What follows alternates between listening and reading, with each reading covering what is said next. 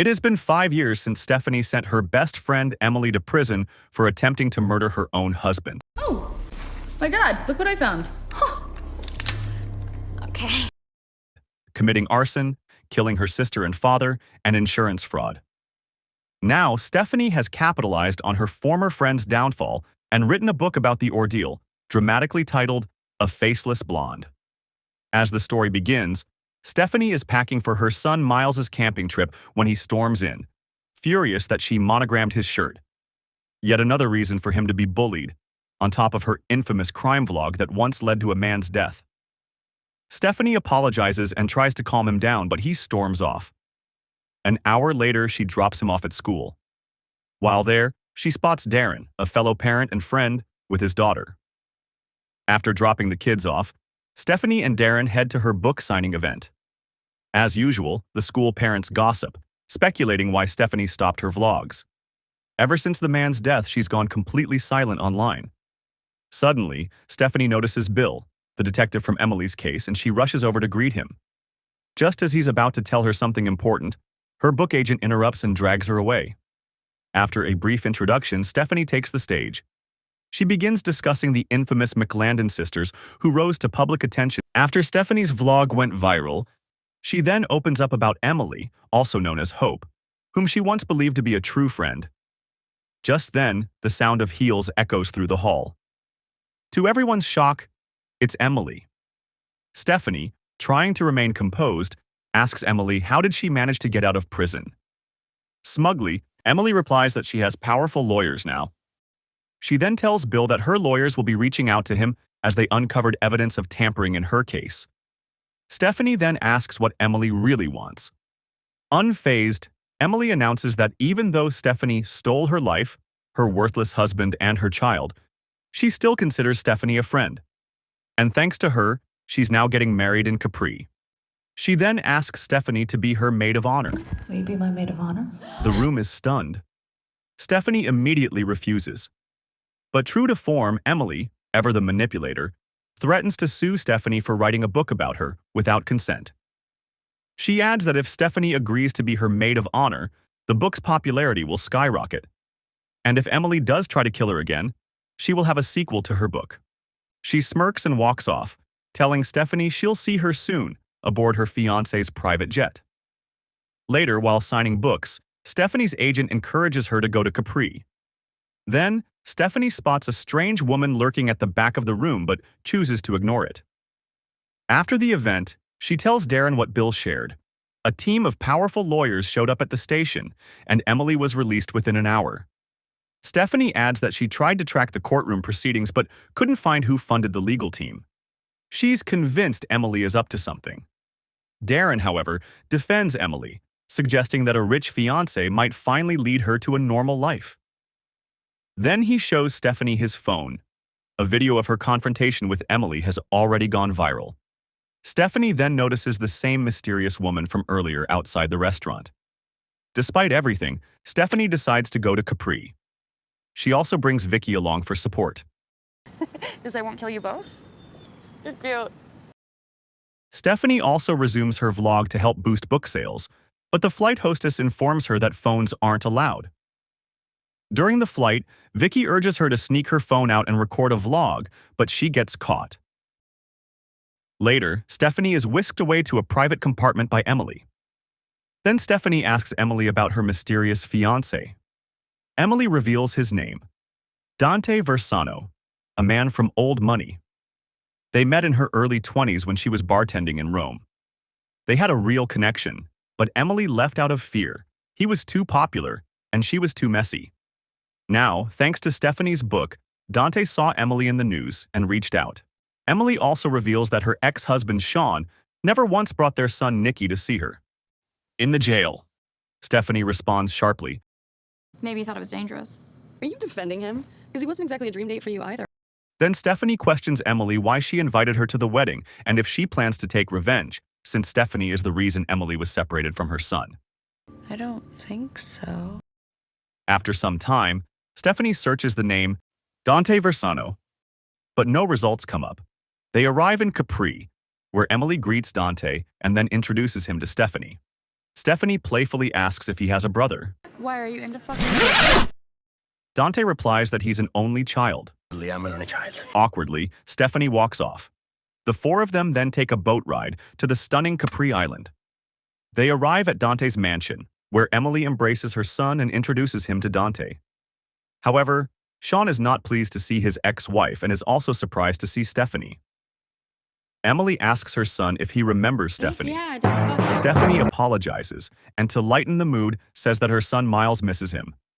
Nikki says he misses him too. Frustrated, Emily scolds Sean for drinking and swearing in front of her child, but Sean lashes out in return. He then insults Dante and reveals that the only reason he's attending this farce of a wedding is because the court ordered his son to be there. Few hours later, the engagement party takes place. Stephanie notices Sean drinking alone and, curious, approaches him. Sean asks what Emily blackmailed her with to get her to attend. Stephanie reveals that Emily threatened a lawsuit over her book. She then asks Sean if he thinks that Dante and Emily are truly in love. Sean admits they're not, and says the only people she cares about are Nikki and Emily. Then, Sean flirts lightly with her, saying he misses her delicious cooking. He reveals that he read her book and concludes that the only thing they had in common was their obsession with Emily. He warns Stephanie to be careful of Emily. Later, Stephanie tries to record another vlog, but suddenly the guards raise their guns and shout in Italian. Emily quickly steps in and calms the situation, speaking in Italian and ordering the guards to stand down.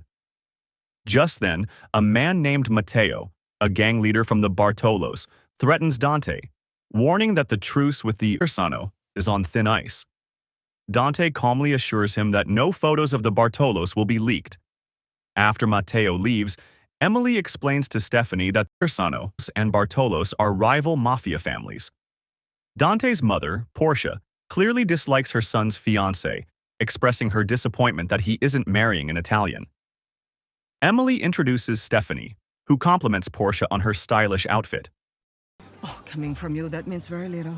After the engagement, Portia announces a surprise gift for her future daughter-in-law. She has tracked down Stephanie's mother Margaret and Aunt Linda. Emily is frustrated. But Aunt Linda runs up and hugs her, gushing over how beautiful she has become since she last saw her as a child. Linda proudly declares that she delivered Emily and her sisters from Margaret's womb. Suddenly, Nicky runs up to greet his grandmother, but she coldly calls him a demon. Then Emily's mother announces to everyone that Emily harbors something evil inside her. During lunch, Sean deliberately provokes Emily, hoping for a reaction. When she remains calm, he escalates by announcing that he's filing for full custody. Still calm, Emily doesn't react. Enraged, Sean starts yelling, accusing her of making him out to be a murderer and a pathetic loser just because he slept with 2 women. Because I stuck my dick into the both of you. Fed up, Dante tells Sean to get out. Stephanie leaves to comfort Emily. But Emily turns on her, blaming Stephanie for everything. If she hadn't reported her for insurance fraud, she would have fled the country with Nicky. Emily then reveals that the real reason she brought Stephanie here was for her own amusement. Before leaving, Emily tells her to make sure she's ready for the bachelorette party later that evening. Meanwhile, Sean tries to pleasure himself while thinking about Stephanie, but fails. Just then, someone enters the room. Sean tells the person he doesn't want to talk, but the mysterious figure injects him with something. He starts bleeding and collapses. Stephanie later records a vlog at the bachelorette party venue, but finds it empty. Emily reveals she didn't invite anyone else because everyone gets on her nerves. After some bonding, Stephanie mentions how mean Sean has become. Emily shrugs it off, saying she isn't worried about him. She then reveals that while in prison, she used to watch Stephanie's crime-solving vlogs, referencing one case about a creepy swim coach who took photos of his students. Stephanie suddenly remembers the case. The man had pleaded innocence before taking his own life. Troubled, Emily asks what's wrong. Stephanie admits she isn't sure if the man was really guilty, but Emily says her instincts are good since she was able to catch her. Later, Stephanie sees Nicky knocking on Sean's door. When there's no response, she tells him to get the maid. She notices blood, and the maid appears moments later. Together, they discover Sean's lifeless body. The police arrive and remove the body. The detective assures them he'll find out what happened. Calmly, Stephanie tells Emily that custody is no longer going to be an issue for her. Oh, that was callous. Stephanie researches the drug used, but a sudden knock interrupts her. It's her book agent, Drunk. When Stephanie tells her Sean is dead, the agent cheerfully exclaims that the book will now get attention. Disgusted, Stephanie slams the door on her. The next day, Stephanie decides to follow Emily, but Emily only goes to a dress shop. There, Stephanie spots a familiar woman from Warfield and confronts her. It turns out she's an undercover FBI agent named Irene. Irene shows her a photo of Emily's Aunt Linda, taken in Warfield. Another person in the photo has a tattoo similar to Emily's, but her face is obscured by a hat. Just then, Dante appears. Stephanie lies, saying Irene is a fan, and Dante offers to take a photo of them together. Afterward, Stephanie excuses herself and calls Bill, asking him to run a background check on Linda McLandon, Emily's aunt. It is the day of the wedding. You look lovely, Emily. Do I? After the vows, Dante and Emily are officially married. After the wedding, an elegant dinner is served. Dante stands and gives an emotional speech, thanking his mother for helping him become the man he is today. To everyone's shock, especially his mother's, he pulls out the prenuptial agreement and burns it, declaring it a symbol of his love for Emily. As maid of honor, Stephanie gives an awkward toast. After dinner, a musical performance takes place. Stephanie notices Linda and Emily deep in conversation, but they disappear moments later. She also sees Dante heading off alone and decides to follow him. She hears shouting, followed by a gunshot, and then sees the barn engulfed in flames. Stephanie runs to get help, yelling that Dante is in the barn. She tells the others that she heard him arguing with someone before the gunshot. Matteo sadly announces that Dante didn't make it. Portia blames Emily, accusing her of manipulating him into burning the prenup only to wind up dead. Linda defends Emily, then shifts suspicion to Matteo, reminding everyone that he is from a rival gang, but Matteo insists he would never break the truce. Portia then turns her suspicion toward Stephanie. So Stephanie is now placed under house arrest. She updates her followers about her situation and mentions that Emily has been acting strangely. Then she gets a call from Darren. Her son Miles has been expelled from camp for hot-wiring a ski boat. Suddenly, detectives show up and ask Stephanie for her passport and phone. Linda accuses her of using the tragedy for views, but Stephanie insists that Emily would know she isn't capable of killing anyone. Linda coldly tells her to keep her niece's name out of her mouth. Stephanie reluctantly hands her phone and passport to the detective. Soon after, Emily appears dressed in black mourning attire and asks everyone to leave, except Stephanie. Alone with Stephanie, Emily says she can't keep lying to the detectives. She claims she already told them that Stephanie arrived late to the bachelorette party and that they found Sean's dead body later that night. Now, she accuses Stephanie of taking her husband's life. Stephanie notices that Emily is acting very strangely. Then she notices the tattoo style on Emily's hand is different and realizes the woman in front of her isn't Emily. And she's not Faith either since she saw her dead body. Suddenly, the imposter slashes herself and screams. The officers rush in. Sometime later, a maid knocks on Stephanie's door saying Irene sent her. She hands over an envelope with a location. Using the maid's cart, Stephanie escapes her room. Once out, she inquires about the room of Emily's mother, describing her as an old woman in silk pajamas. Stephanie enters the room and greets Margaret. Despite suffering from Alzheimer's, Margaret recognizes her as the lady from the insurance company, Stephanie's cover story when they first met. Stephanie asks about Charity. Margaret says she's seen a girl in a wig lurking around. Charity. Turns out Linda had taken Charity, one of the triplets. Stephanie leaves the room and snatches the maid's phone, slipping out of the hotel undetected. Meanwhile, Portia finds Stephanie's room empty and orders the men to locate her while Linda is also worried about Stephanie's escape. Meanwhile, Stephanie calls Bill to explain her situation with the mafia. But he warns her to be careful of Linda since she is a dangerous con artist and is responsible for the deaths of several men. Stephanie concludes that Linda used Charity as an accomplice to con men over the years.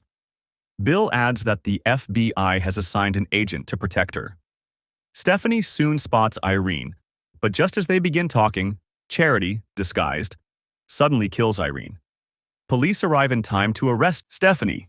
Meanwhile, Linda discovers Margaret has spilled the beans about Charity's existence. Determined to keep things quiet, Linda decides to kill her own sister. Stephanie later wakes up tied up in a dark basement. Portia appears and injects her with a truth serum. Portia demands to know who killed her son. Stephanie tells her it was Emily's sister Charity, and that she also killed Sean and the FBI agent. Portia argues that Charity is supposed to be dead, according to Stephanie's book. Stephanie insists she's alive. Getting nowhere, Portia orders her men to kill Stephanie. Just then, Emily storms in and takes them all down, rescuing Stephanie. Emily then explains that after her bachelorette party, she saw her Aunt Linda in her room. Her aunt had blackmailed her and Dante for $20 million. Stephanie questions what the blackmail was about. Emily reveals that Dante was actually in love with Matteo, his rival, and Dante saw Emily's release from prison as his way out, using it as an opportunity to keep his love for Matteo a secret and to prevent a war between the two families from breaking out. Stephanie then asks why Charity would kill Sean. Emily reveals that Charity had become obsessed with her. With a sweet, childlike voice, Charity admitted to Emily that she hated doing dirty work for Linda, but she did it anyway. She said she hated killing men, until she didn't. She blamed Emily for killing their sister, Faith, so Emily hugged her back to offer comfort, but Charity used the moment to inject her with a paralyzing drug. She had gone rogue, killing Sean and Dante to keep Emily all to herself. Charity's a sister. You couldn't wait to say that. Emily then reveals that Charity had attended her wedding while Emily is drugged out of her mind in her room. Today, Charity hadn't come to inject her. Stephanie reveals that it was because she was too busy killing the FBI agent. Emily finally reveals the real reason she invited Stephanie. She knew that when something crazy happened, as it now has, Stephanie would know what to do. Just then, Emily gets a video message. Charity is holding Nikki hostage. The duo trace the location and head there, finding Charity and Linda with a drugged Nikki. Linda smugly reveals that Charity learned about drugs while trying to con a pharmacist. Linda explains her plan. Since Charity killed Dante, something that wasn't part of the plan, she decides to make do by framing Stephanie, who is allegedly responsible for Dante's death. By delivering the killer, they would earn favor with Portia, and Charity would become a rich widow. But what Linda doesn't realize is that Charity's obsession with Emily has spiraled out of control. Amid the chaos, Charity grabs a gun, shoots Linda, and then pushes her off a cliff. Emily then gently convinces Charity not to harm Stephanie. On CNN, it was reported that Stephanie had written a sequel, which became a bestseller. Meanwhile, Charity is serving a prison sentence in place of Emily due to Emily's masterful manipulation. It was also revealed that the swimming teacher was involved in a child pornographic ring. Later, Stephanie receives a call from Emily asking for a simple favor, to look after her son while she remains in hiding. Stephanie agrees to help. Moments later, Portia arrives and reveals that she knew neither of them were truly in love. She then asks Emily for a small favor.